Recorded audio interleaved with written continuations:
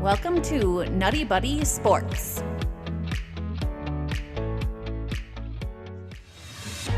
The LA Rams versus the Tampa Bay Buccaneers.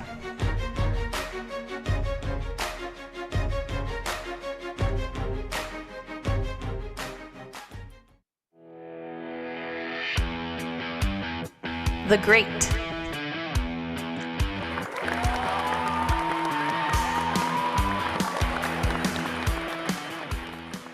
What a beautiful, beautiful game this was.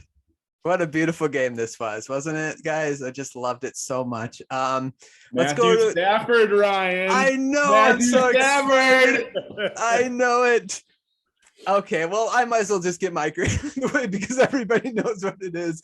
Matthew Stafford, my man, he is free. He is free. He has shown that he can win with a competent organization. Don't get me wrong. We're going to talk about all the ways the Rams tried to take that away from him. All the ways the Rams tried to take that away from him.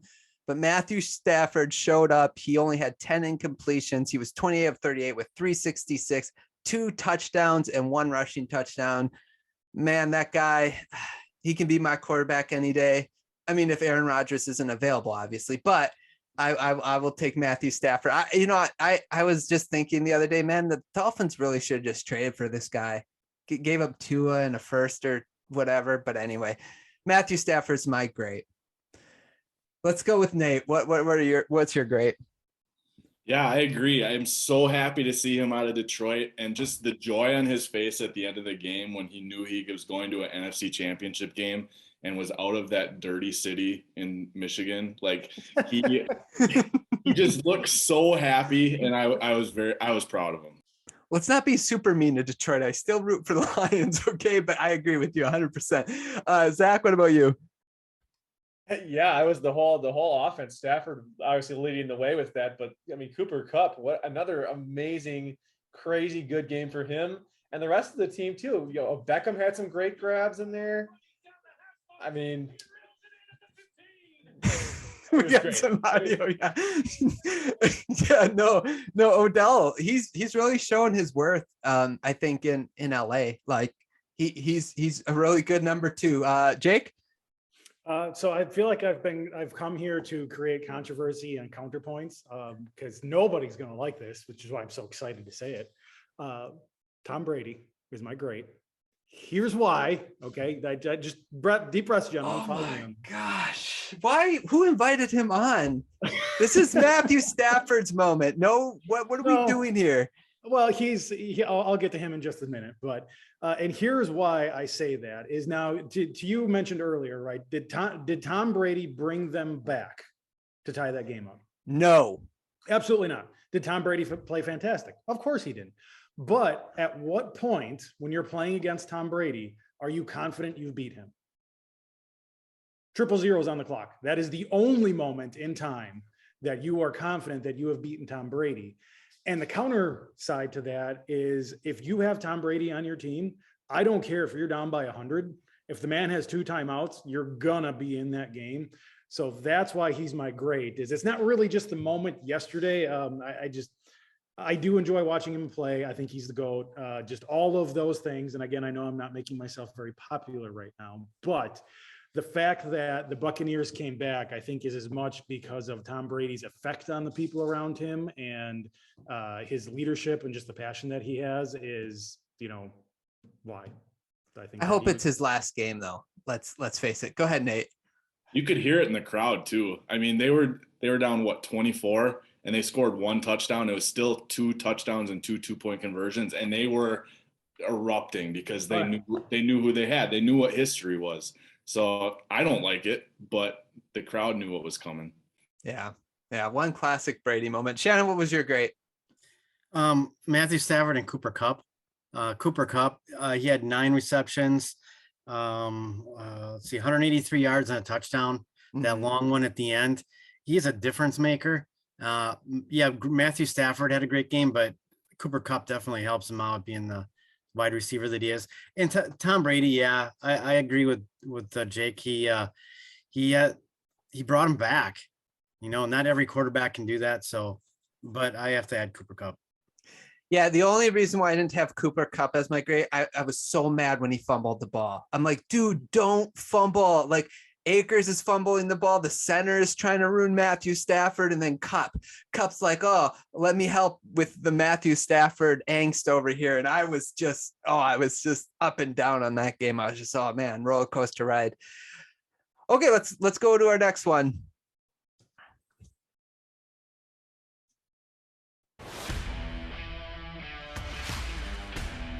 The good. That's okay. That's good. That's all right. That's okay. Okay, so I'll start with maybe we'll start with Jake here. What was your good? All right, this one's for you, Ryan. I did put Matthew Stafford as my good. That was probably the best game of his career, and as good as the stats were, I feel like he played better than the stats. The throws he was making, and I felt like he was just decisive. Like he threw that ball with confidence. Like he knew he was putting it when he released that thing, or when he wound up. I mean, he knew where it was going. He was hitting guys right where he needed to hit them, and I feel like it was read, pass, or just right off the bat. So amazing to see Matthew Stafford being able to have a team around him and do well. Yeah, he played really good yesterday. Yeah, amazing thing to watch. I'm telling you. Shannon, what's your good? I had Mike Evans for my good because I think he toasted Jalen Ramsey a couple times. Great wide receiver. I think that they would have done better had Chris Godwin to play, but I have Mike Evans as my good. Yeah, great, good. Remember Tom Brady used to do that with Randy Moss and Darrelle Revis as well. That's the first matchup I thought of when he threw the touchdown pass to Mike Evans was that time he threw one to Randy Moss over Revis. It's just like, oh, Brady, you jerk. You know, I think the problem is he's always been in my life and I hate it. That's the problem. Like as a Dolphin fan, and now like Stafford goes somewhere to win and it's like, oh, there's Brady again. Nate? So Ramsey, he was on Mike Evans, 36 of the 52 routes, so 69% shadow rate.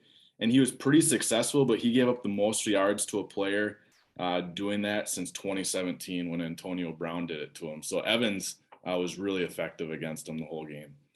Yeah, actually, that's a great stat. Thanks for sharing that one. Nate, what was your good, or was that your good? My good was actually the Rams pass rush. I thought they did a really good job at getting to Brady. They hit him 17 times, which is the most of the season. And I think that made him have to get rid of the ball and make quick decisions. I think that had a lot to do with the big lead they got out to too. But I mean, you can't really do too much to Brady. He just seems so poised. It's frustrating. Yeah, they have the best kind of defense though against Tom Brady, which is you have a pass rusher that can push up the middle, and then you have someone like Von Miller coming around the edge. So you force him up into the pocket, and there's Aaron Donald, or Aaron Donald forces him back into Von Miller. So that's like the best type of pass rush. Yeah, I was really impressed with their defensive line as well. And again, except on fourth down. Did you guys notice that? Like they couldn't get any pressure on fourth down on Tom Brady. Like the offensive line all of a sudden, like, oh, we can protect on 4th and 11 now and give him 10 seconds to throw the football.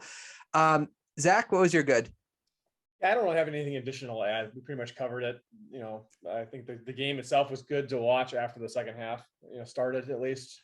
Things got interesting as they always do with Tom Brady. But nothing really to add. Just a fun game to watch. Okay. Yeah, that I put Buccaneers not giving up. And maybe that is a extension of Tom Brady. Maybe that's what he instills in people, like this idea of not giving up. But I felt like the Rams totally outplayed the Bucs, except they couldn't hold on to the football. And partly because they didn't hold on to the football, but there was like even the one with Cooper Kupp, the defender went in there and reached for it and pulled it out. Doesn't give Kupp an excuse. You got to hang on to the ball. You train for that stuff, or practice, I should say, for that stuff. But anyway, they were down 27-6 late in the third quarter, and they somehow tied the game and almost won it. And yeah, that was my good. Go ahead, Nate. Tom Brady. So they had 3 turnovers, right? But Tom Brady is 95-3 when his team has 3 or more turnovers. So that doesn't seem to matter. He still continues to go win, and they don't give up, like you said. That is the most Favre-esque stat I've ever heard in my life. I would Just like sling the to- rock and we'll win, baby. I'd like to know what record other quarterbacks are when they turn the ball over 3 times. I'm just saying, I'm pretty sure it's not as high as that. That's crazy to me. Okay, you guys ready to move on to the bad? The bad.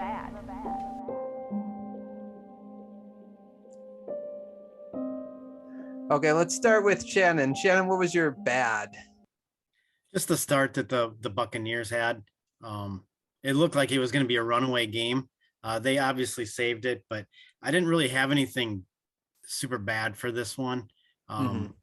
Other than hearing Antonio Brown wants to go to play with Lamar Jackson. That's hilarious. Thanks for bringing that up. I forgot to add to the good too, real quick, guys. Overcoming the injuries the Bucs had to overcome with the offensive line and stuff to somehow make it a game. By the way, I forgot to add that real quick. Zach, what was your bad? I didn't really have one in particular. Just the one that came to my mind was, the fumbles that almost ruined the game for the Rams. I mean, that's pretty bad to have 4 fumbles in a game. Starting to look like the Packers out there on special teams. But it made the game interesting at least. I didn't really have a say in either of these teams winning. This is like the one game of the weekend where I didn't really care about either team. So it's kind of fun to watch this one and not have to care. But at least Tom Brady makes things interesting. Yes, very good. Excellent. Nate? Okay, so first of all, I have to go back. I think I just said my stat wrong.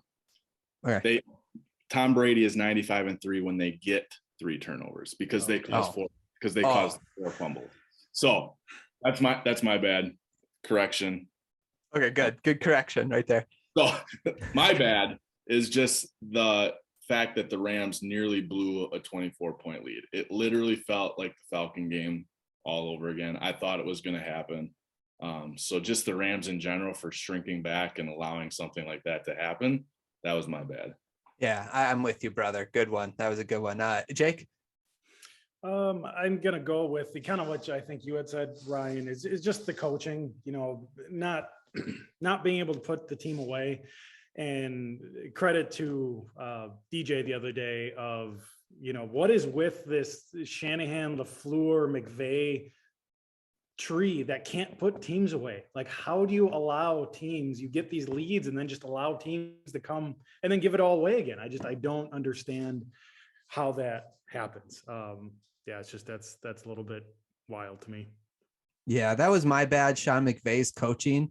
I felt like he was coaching scared. Honestly, when he got the lead, it seemed like he wasn't pushing it. He went for a field goal, 47 yards. That came up short. How in the world does that happen, first of all, in this day and age in the NFL? A 47-yard field goal short? Are you kidding me? But the play to set up it, they did like a draw play. It's like, you got Matthew Stafford back there, not Jared Goff. What are you doing? He's slinging the ball all over the field. And you're like, let's run the ball. Even before halftime, the play where Akers fumbled the ball, it was like they were trying to get as little time left for Tom Brady. And it's like, dude, don't worry about that. Just go and score the football with Matthew Stafford. Like, I think,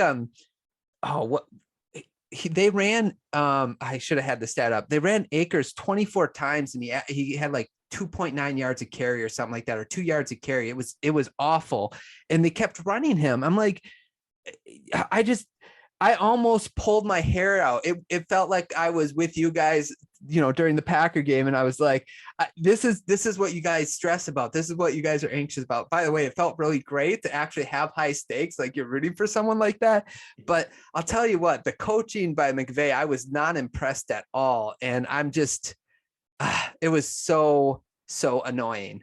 And this just goes to this week's bad coaching. That's why, like, for all the bad coaching, that Kyle Shanahan gets the best coach. It's relative because the rest of the coaching wasn't great at all. So anyway, bad coach, Sean McVay. Don't coach scared. You're going to lose, especially against the Niners if you let them stay in the game. Jake? So to your, and I was going to say this and I forgot, but you reminded me, is so even with those 4 turnovers, The Buccaneers only ran one more play than the Rams the whole game. They only had one extra play. But here's the difference is they threw the ball, because you have Tom Brady, 54 times. To your point, the Rams averaged an abysmal 2.4 yards per carry. Okay. One of us could average 2.4 yards per carry, for at least 3 plays before we got broken in half. And they ran the ball 30 times. Like Matthew Stafford is having the game of his life. And you flirted with a 1-to-1 ratio. Yeah, I don't. So I'm piling on to the coaching with you. And I will allow it. Yeah, I agree 100%. Just not good coaching. I didn't like it, especially in the second half. Okay. You guys ready to move on? Okay, let's go. The ugly. Ew. Okay, I'll just start with this one, and that's the fumbles, the 4 fumbles in the game. The Rams trying to give the game away is what I put down here as far as like my notes. I just felt like they were trying to ruin Stafford's career. They were trying to prove that Stafford wasn't a quality quarterback. They were trying to let Tom Brady come back in the game to show that he's better than Matthew Stafford, and Matthew Stafford was not having it. But with that being said, 4 fumbles is ridiculous. Akers should have been benched after the first one. And I'm going to kind of throw my guy under the bus a little bit. He almost had one on that final drive, the play right before he hit Cup.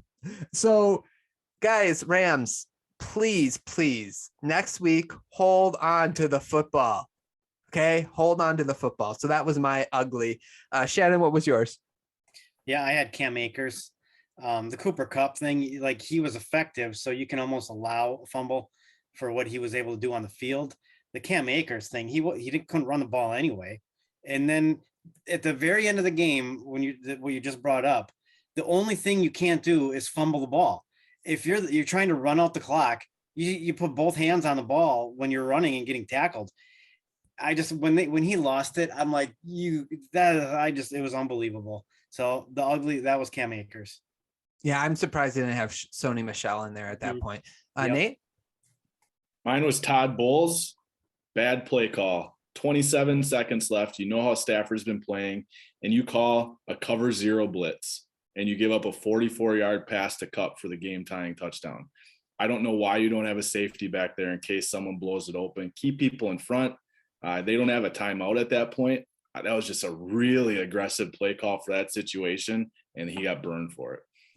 Yeah, that's a great point. And by the way, one thing I talked to my brother about, who's a big Bucs fan, going in the game, Matthew Stafford was the best quarterback this year when people brought more pressure. He had the highest rate. He was the highest rated quarterback whenever there was blitz. And Todd Bowles, I think blitzes like 43% of the time. And pregame, they're like, Todd Bowles says he's not going to change anything up. And I'm like, isn't that your job as a coach to like adapt to the situation? So it goes along with you, Nate. I think like that was a bad play call. That was a pretty ugly play call. Good call on that one. Zach? Yeah, to me, it was coaching on both sides of the ball. You guys are saying, play calling on both sides. The worst part to me is the Rams. I understand you're up big and you don't want to do something stupid, but when Stafford's playing good and your running back's fumbling the football, I mean, you gotta do something different. Stick with what works, because we know what happens, in history for a lot of these teams. When you start letting off the gas pedal, that's when teams come back and things happen. So yeah, I disagree with the play calling, especially in the second half for the Rams. Yeah, I agree. Jake? Very simple, 4 fumbles. I mean, I can't really add more to what you guys had all said already. If you put the ball on the ground that many times, you are begging to lose the football game. Yep. Yeah, I agree. Okay, let's do our final thoughts for this game. I'll just ask, any final thoughts? No? Okay, well, I have one. Here we go. That's right, baby. No more questioning whether Matthew Stafford's a legit quarterback. I'm not saying he's elite. He's somewhere between good and great, but he has shown he can win games in the playoffs. He just needed to get that really heavy monkey off his back, which was the Detroit Lions organization. So good for you, Matthew Stafford. You are a legit quarterback and you showed everyone. So Awesome. And I hope you get to the Super Bowl. He's got to get there, right, guys? You'll get there. I mean, we're all rooting for him, right? I can't imagine too many people are rooting for the Niners. I want him to do good, Ryan, but there's always the possibility of a choke. Just saying, there's always the possibility of a choke. That's true. I mean, if Aaron Rodgers can choke, Matthew Stafford can as well, right? So, yeah. Okay, let's go to our last game, guys. Well, I hope you enjoyed us doing the great, the good, the bad, and the ugly when it came to this game. What was your great, good, bad, and ugly when it came to this particular matchup of the NFL divisional round? Let us know in the comments below. Like and subscribe to the channel. Thanks so much for listening. And if you'd like to listen to the rest of the podcast, the link will be down below along with some other podcasts. Thanks again for listening. I hope you enjoyed, and we'll talk to you guys soon.